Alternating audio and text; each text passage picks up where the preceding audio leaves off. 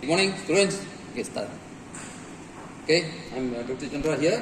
Welcome to the laboratory section of subject UGIA 2182. Right, now I'm in the lab. We are right in front of this supply model, which is A0240. And also on my right is the machine. The model is A4220. Okay, and you can see from here on the supply bench is the circuit breaker, the switches, and in the center portion is the ammeter. 3 ammeters are there because we want to measure the phase current, and then the voltmeter, and also the rheostat. This is a rheostat here. We got a start button, we got a stop button, and then there's an emergency button. Please take note of, students. So in the case of any emergency, we need to press the emergency. Okay, so I already told you, emergency, there's a button there, and then to the right side of this power supply model is the ammeter. Bottom is the voltmeter. There's also rheostat and 2 circuit breakers. So priority number 1 is to make sure that the connections are correct to do the first test. So the first test will be to measure the armature resistance of this motor on this supply A4220. So the connections have been done. First of all, you must get all the probes, necessary probes, and there must be supply there. Okay, there must be a DC supply plus your current. So from a basic Ohm's law, you will get the armature reading. So there should be 3 sets of armature reading for red, yellow, and blue. And subsequently, we will get the average, and which will be plotted into the graph. Right. So here you can see this is the motor we are talking about, and this motor is rated for 0.25 kilowatt. It is 230 volts and 400 volt supply. It's a 3-phase machine. Power factor is 0.72, RPM is 2710, and the current is 1.4 delta, and the star connection is 0.81. So this is the rating of the machine. As you can see, the nameplate must be always attached to the machine itself. So the first test is to determine the R or rate phase. As you can see from here, the ammeter is here, and also the voltmeter. So the current measured in the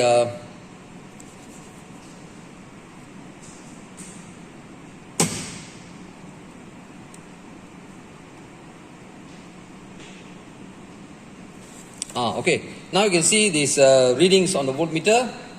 It's approximately about 3 ampere DC, and the voltage is approximately around about 20 volts. Right. So this will give you the armature reading of this particular phase, red phase, and subsequently the same thing will go for yellow and also the blue phase. But as you look into the left sheet, as you can see in the left sheet, first of all you must get all the values of the motor and record it into this area, into this left sheet. So you got a voltage there, delta voltage, star voltage, 3 phase, 50 hertz. So frequency is 50 hertz. Current in delta 1.4. As I told you, a star connection be 0.81, and then a nominal efficiency be output or input. So you got 250 divided by this. So the efficiency is 62%, which is considered to be low, right? And the power factor is 0.72. As I told you, it's already on the nameplate. So that completes the first section of this testing, which is to determine the armature reading of this 3-phase induction machine.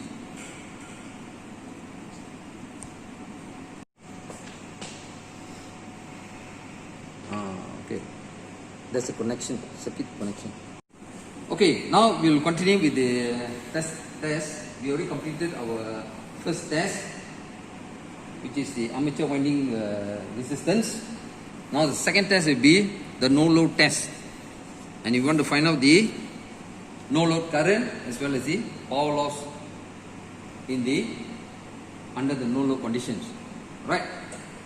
So first we look at this the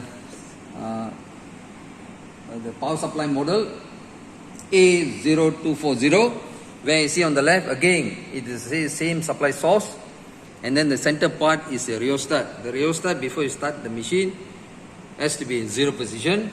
You got to start, emergency, and stop machine, and then the ammeter, voltmeter, and then on to the right it's the same thing. There are two sets of ammeter, voltmeter, and also the circuit breaker.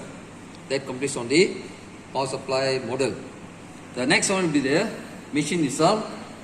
It's the same machine, and the model is A4220 according to your lab sheet, right? So you can see here, this is the W. The initial W will be measuring the no load power loss, right? And then we will also measure the voltage under no load condition, and also the ampere under the no load condition. So the ampere will indicate the no load current, the voltage will indicate the power loss under the no load condition. So no load here simply means that there is no loading connected to the pulley of the machine, so it's running a free run. So meaning say that all the losses will be concentrated onto the stator side. So the W will indicate the stator losses, like the frictional losses, eddy current losses, windage losses, plus little bit of copper losses, because there is no load, the current is very small. Then you got a voltmeter and ammeter. Alright, we will start the experiment. First thing, make sure the rheostat is zero position. For the no load test, press the start button. Okay. Now you gradually increase the rheostat A2. See, as you can see, the motor is start operating already and it's running. Now according to the nameplate, it's written there 2710 RPM. Alright. So now the impressed voltage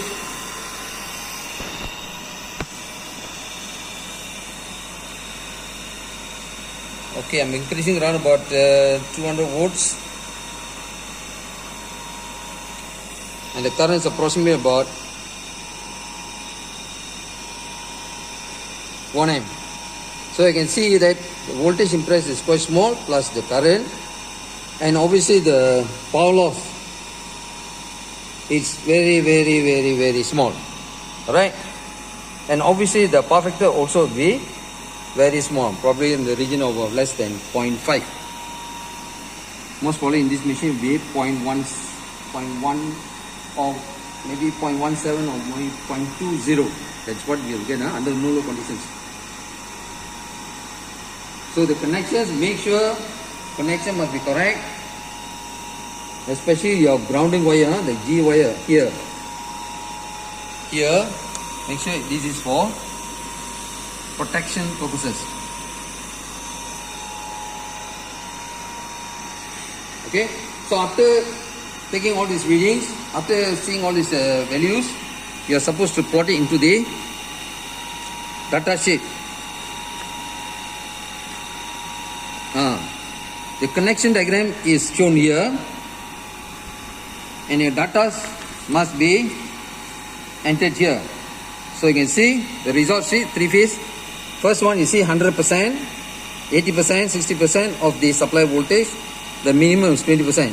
And then you're supposed to indicate the voltage, current recording, wattmeter, and the scale factor. This scale factor is used because if the spindle, if the needle is towards zero, then you put onto a low range, so that at least you can see the measurement. Alright, and that's called a no load power factor. and also the no load power, and you have to record it into this table as shown. Students, now we are going to the last test, which is called a short circuit test or the lock rotor test. Simply means that we are going to lock the rotor coupling so that the spindle of the rotor will not be rotating. So meaning you say that the slip becomes 1. Right, that's the idea of it. So from your experiment sheet you can see that the voltage applied will be 30% nominal voltage. That means this machine is rated for 400 volts, 30% away, approximately about 100 volts we are going to impress across the stator winding. And then we are going to compute the short circuit current and the power factor, which will be recorded, you see. Again we will use the supply model A0240. As you can see, this is the circuit breaker, power supply is on, and then the ammeter, voltmeter is there, plus a rheostat. Make sure before you start, the rheostat must be at 0 position, and then got the start button, and you see stop button. And to the right is also same thing, 2 ammeters, 2 voltmeters, circuit breakers are there, plus a rheostat. And then the connection as per your diagram.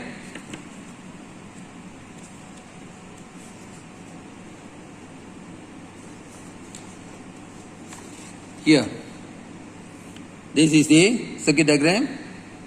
You need to connect for part C, which is the lock rotor test.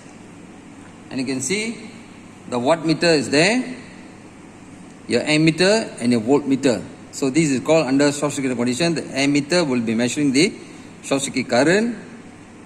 The voltage will be the short circuit voltage, and the power will be recorded by the wattmeter. So there are 3 instruments required. And the procedure, as you can see on your lab sheet, the PSI 0, okay, you must make sure PSI 0, power switch, and then it's gradually increased in steps of 20 to about 30% of the supply voltage, because it's under short circuit condition. So meaning say the slip is almost going to 0. Alright? And then this will indicate your result sheet. After test, you must plot all the result sheet. So it starts from value 80, 60, 40, 20, and you will register the armature voltage, which is recorded in the voltmeter here. And then armature current will be recorded by the ammeter A here. Your W will indicate the losses under this short circuit condition, which is called a lock rotor. And then the short circuit power factor. Okay, short circuit power factor, we don't have power factor meter, but anyway it can be calculated very easy. Is by using the formula √3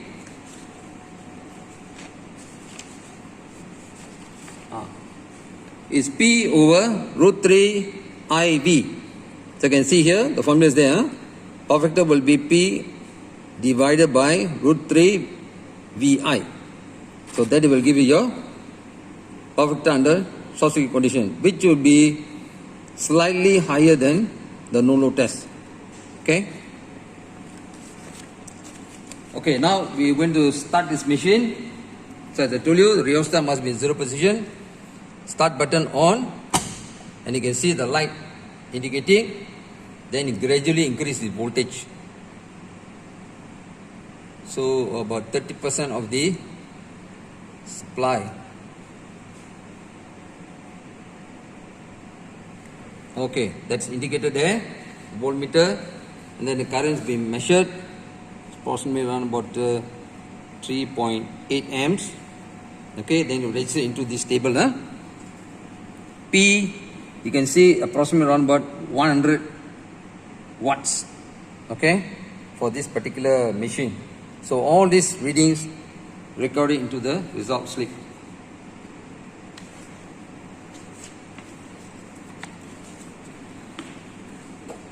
As you can see here,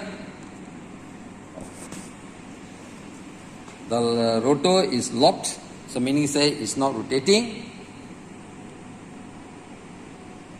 That's the meaning of short-circuited test. Alright, we have already concluded the 3 experiments. Experiment 1 is the armature reading. Experiment 2 is the under no load conditions to measure the voltage and the current and the power and also the power factor. And lastly will be the short-circuited condition. The voltage applied to the armature will be about 30% of the full load voltage to measure the power losses, the current and the power factor of this particular machine. So the 3 conditions has to be fulfilled. Thank you.